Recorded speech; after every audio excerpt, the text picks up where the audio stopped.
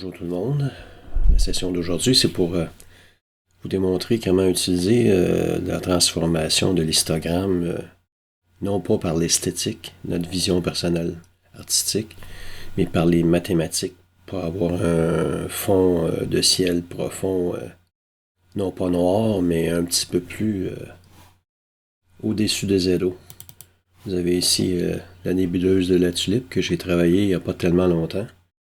Et si on regarde, on fait un échantillonnage, on se rend compte que autant dans le canal rouge, vert ou bleu, on se promène des alentours de 8, 9, 10%.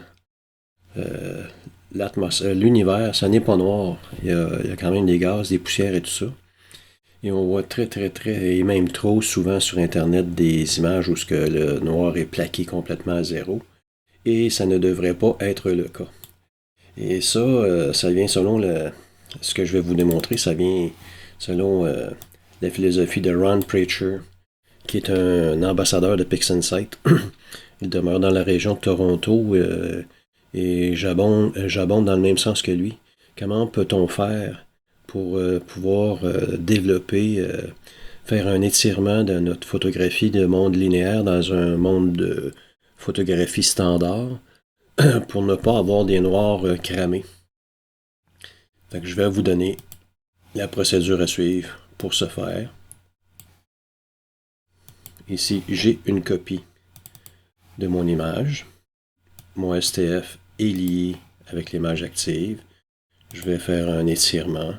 Malheureusement, avec les canaux liés ensemble, ça ne fonctionne pas. Du moins, l'image est moins belle.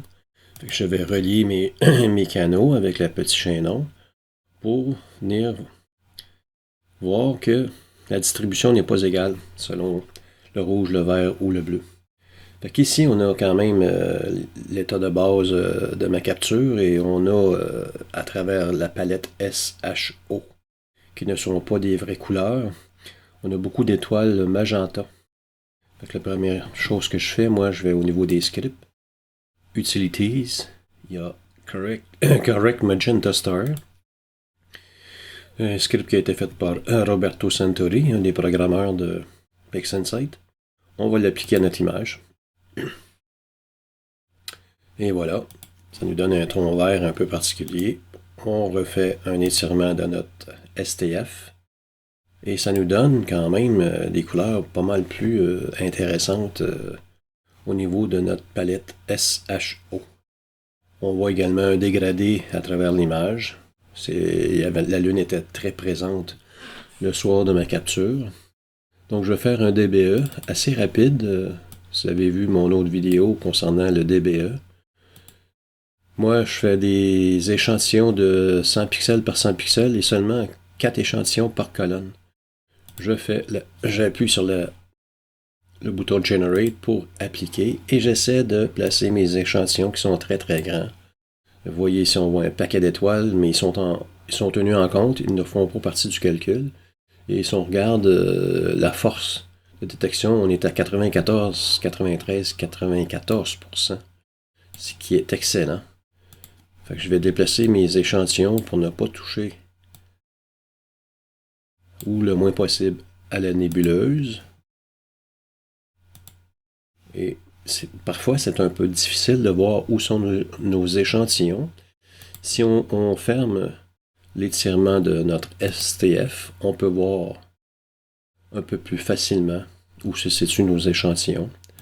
Donc, la prochaine étape, c'est de vérifier la modélisation de l'arrière-plan que le procédé DBE a détecté. Fait que je mets aucune correction et j'applique sur le petit crochet d'application. Fait qu'on va aller voir avec notre STF quel est le rendu. Et ça donne un dégradé très très très doux, sans aucune différence de contraste abrupt. Et c'est un excellent modèle. C'est ce que le procédé de DBE tend à faire et c'est ce que nous voulons, c'est ce que nous recherchons à obtenir. Fait qu'ici, moi, je suis très satisfait de voir ce modèle d'arrière-plan-là. Je vais faire une soustraction, je vais rejeter le modèle d'arrière-plan et je veux remplacer l'image cible. Fait que je l'applique. Et voilà. Il faut évidemment refaire un nouvel étirement parce que les statistiques de l'image ont changé. Je vais lier mes canaux pour voir. Et ça nous donne une image qui est quand même intéressante, là, avec les canaux liés entre eux. Et si je retire le petit chaînon pour voir la différence, on a quand même presque une balance de couleurs effectuée. Le canal vert, qui représente l'hydrogène alpha, est un petit peu plus défini, avec un écart un peu plus grand. Et en mode linéaire, c'est très très difficile de voir si on se rapproche du seuil de 10% qui est recommandé par Ron Pritchard et qui est la méthode que moi-même j'applique aussi. Maintenant, on va utiliser le procédé Histogram Transformation, la transformation pour l'histogramme. On pourrait venir peaufiner ici, à travers notre FSTF, visuellement le contraste qu'on voudrait appliquer, mais c'est plus difficile d'être précis, malgré qu'à certaines occasions, c'est la façon de faire, en prenant le triangle de nouvelle instance et en venant l'appliquer dans le bas de l'histogramme. On a les paramètres du STF qui sont appliqués. On ne voit rien au niveau du RGBK. Nous sommes toujours dans un monde linéaire dans le panneau du bas, mais si on vient voir le canal rouge, on a une courbe très très très accentuée à la gauche ici. Le vert, c'est identique, et le bleu. Mais moi, c'est pas la façon esthétique de faire les choses que je veux vous démontrer, c'est la façon mathématique d'appliquer un arrière-plan qui ne sera pas cramé dans les noirs pour avoir un zéro. Fait que je vais éteindre mon étirement de STF.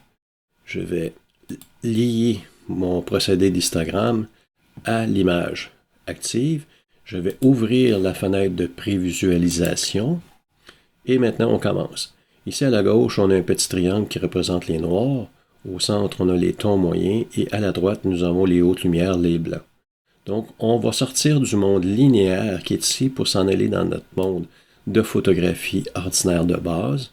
Et on va attribuer, mapper des tons dans les très basses lumières pour pouvoir voir un peu ce qui se passe au niveau de notre image. Je vais augmenter par un facteur de 10 pour pouvoir continuer de faire mon étirement.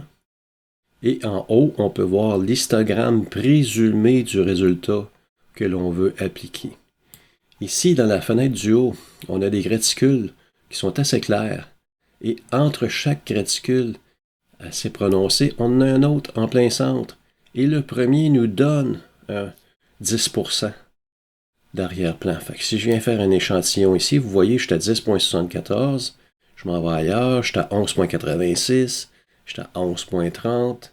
Donc, on se rapproche énormément du seuil minimal que nous voulons exécuter. Je vais encore grossir mon facteur pour venir cramer un peu, descendre les basses lumières, parce qu'ici, si on voit en haut, on a beaucoup de données qu'on laisserait sur la table. Fait que moi, je trouve ça un petit peu dévalorisant. Je vais monter à 400 pour pouvoir avoir une meilleure définition. Et vous voyez ici, j'ai 3500 pixels de bouchée sur 26 millions. Je me rapproche encore. On est à 0.04% de pixels cramés. Ce n'est pas vraiment grave. Je vais revenir à une autre échelle de 40 pour pouvoir étirer davantage mon image. Revenir à 400. Et ici, vous voyez, le petit graticule est ici. Je peux venir valider au fur et à mesure. J'étais à 0.7, 0.8. Ici, j'étais à 0.5. Donc, on peut continuer d'étirer notre image encore. Et évidemment, on parle du premier étirement. Ce n'est pas le résultat final. Ce n'est que le début, mais on commence à voir très bien les nubulosités. 0.13, 0.11. Ici, je suis à 0.13. On vient dans le noir profond. 0.9. On est vraiment pas loin. Je vais encore en donner un petit peu à peine. 0.15. 0.11. Et c'est la façon que moi je fais de valider l'arrière-plan si on se rapproche du 10% de notre minimum pour les noirs. Je vais appliquer cette étirement-là. Évidemment, la fenêtre de prévisualisation, elle revoit un second étirement en temps réel. On va la fermer. Je vais réinitialiser mon histogramme. Et on peut voir que nos pointes, autant le vert, le rouge et le bleu, sont similaires. Maintenant, si je viens faire un échantillonnage, on est à 12, 13%, 8% ici. Donc, on a une image de base qui peut très, très, très bien être traitée davantage avec plusieurs procédés pour pouvoir l'améliorer et avoir une image finale que l'on retrouve ici. Mais, vous avez vu, le principe de base de ne jamais cramer les noirs à zéro. C'était la technique que je voulais vous montrer cette semaine. Sur ce, bon ciel.